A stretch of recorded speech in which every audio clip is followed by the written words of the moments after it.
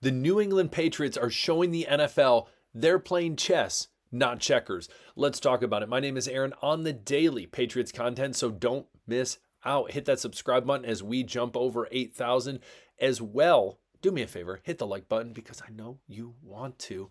And also comment below. And also, one other reminder, wear sunscreen. It's important. I feel like I'm burned every time now since the sun has been out here.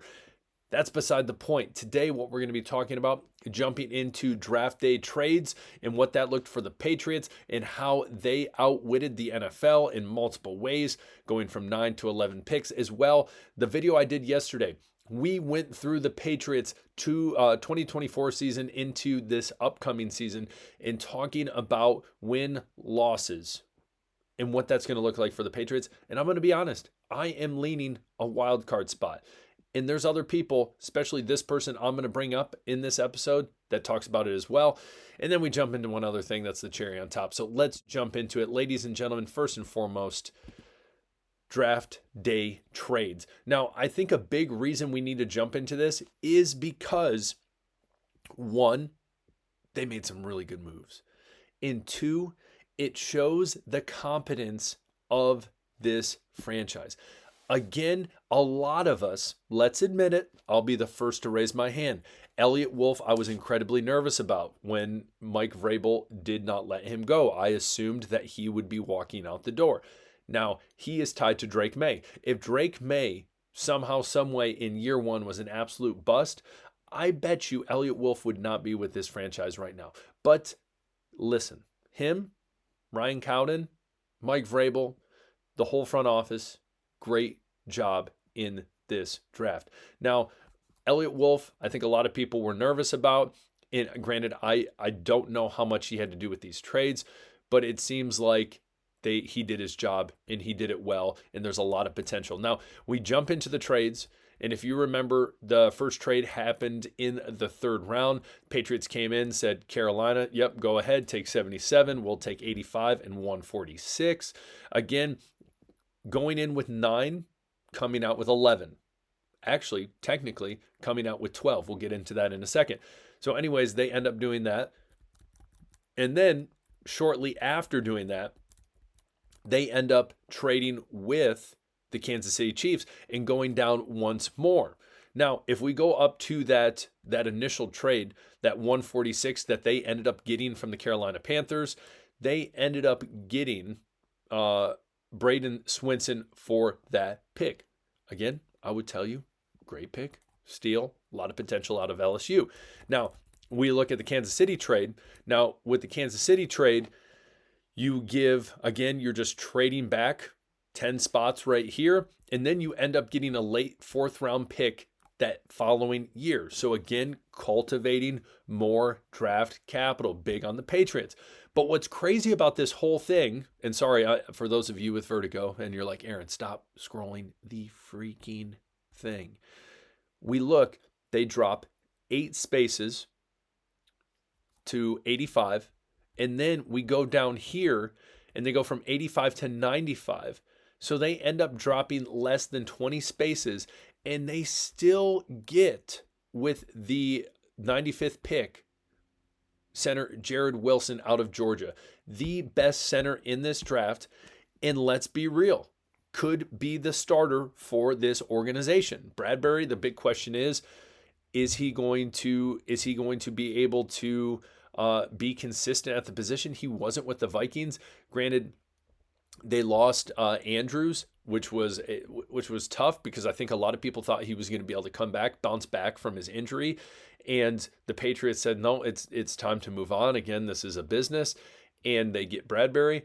But I think Jared Wilson has a much better chance to start day one with, again, it might take a couple games, but I would not be surprised if he's starting day one.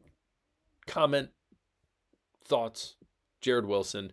And we're going to do a video on him soon, but what are your thoughts on him? Do you think it's possible that he is starting over Bradbury? And I think most of you are going to agree. After that, New England ends up trading up with Seattle. In all reality here, they are losing pick number 140. In all reality, they're really only losing pick 238. The reason being is because they got pick 146 from the Panthers. So again, they give, they had 146. So in all reality, that's two ends up being two spots. But with that, they ended up getting Joshua Farmer, a defensive tackle out of Florida State, that someone they brought in they were very interested with, and can be a great rotational piece we've talked about before with this organization. So again, another smart move for a guy that they're like, oh, let's trade up, let's make sure we get this guy. Next, the Detroit Lions end up coming into town. Sorry, I'm trying to end this. They end up getting Miles Frazier. And the Patriots from the Lions end up getting pick 182.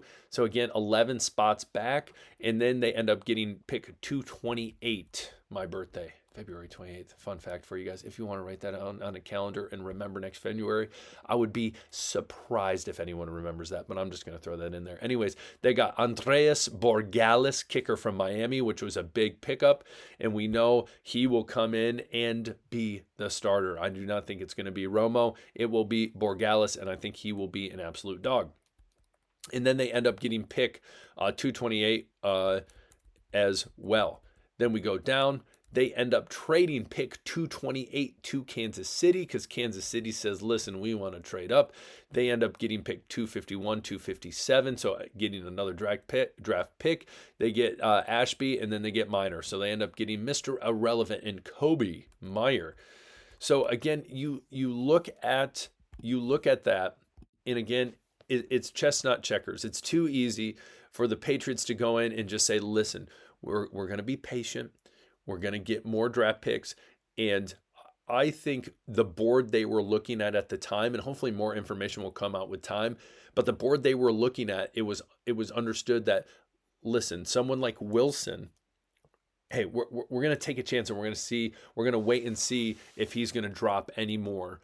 And I think in some way, somehow they're talking over, probability of them being there, and they look at a number where it's like, hey, if this is, 60% chance or more that this person's going to be there, that they're going to take the chance on a trade.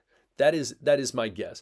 Obviously, they went aggressive and went up for Joshua Farmer, someone they really liked, which I think was a good move, because ultimately, when it came down to it, they went from 9 picks to 11 picks, got a lot of great assets that should help this franchise, and then on top of that, got a 4th-round pick the following year from the Kansas City Chiefs. So again, I think it was a masterclass by the Patriots. Time will tell with this draft class, but the draft itself with trading and whatnot, I think they did a great job. What do you think? Comment below. Elliott Wolf on the up for me. I will tell you, obviously, he has Mike Vrabel at his side as well. Now, as well, what we're going to be jumping into yesterday, I talked specifically about the Patriots in this upcoming year and the promise and hope I have for them to have a very solid record and make a shot, make a run for the playoffs, that wild card spot. Now, I'm going to tell you this, because I want it to be known. I want it to be known that I said it here first before you start saying no. Months and months and months ago, I was saying the Patriots have the potential to be the Washington Commies. They do. The Washington Commies came in, had a good draft, brought in their number 1 quarterback, and they made the NFC Championship game. Am I saying the Patriots are going to make the AFC Championship game? No, but anything can happen. You're telling me there's a chance.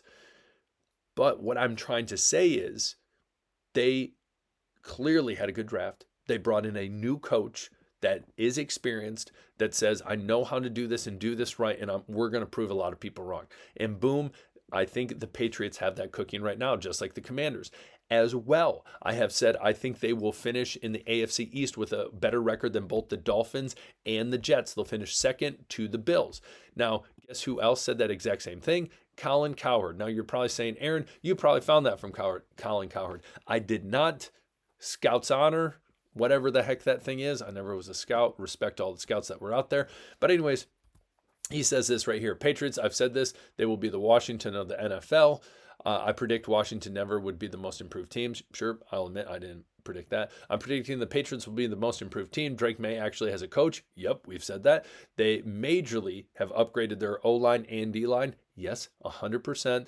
And he vaults that the Patriots over the Miami Dolphins and the Jets.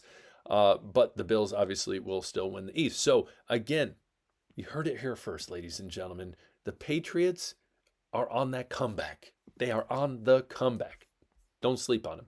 Last but not least, we jump into jersey numbers. A lot of these shouldn't be surprises for you.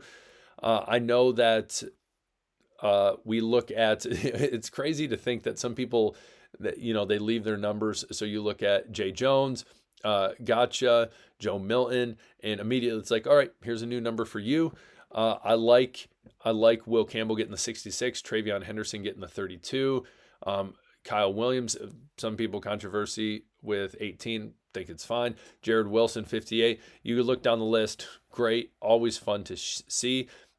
Get you a Julian Ashby, 47. Get you an Andreas Borgalis, 36. If anyone wants to buy me an Andreas Borgalis, 36, I will rep that all the time.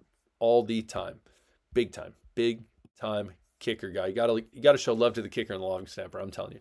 Anyways, I appreciate you guys watching. Hit the subscribe button if you have not. Wear your sunscreen. We'll talk later. Peace.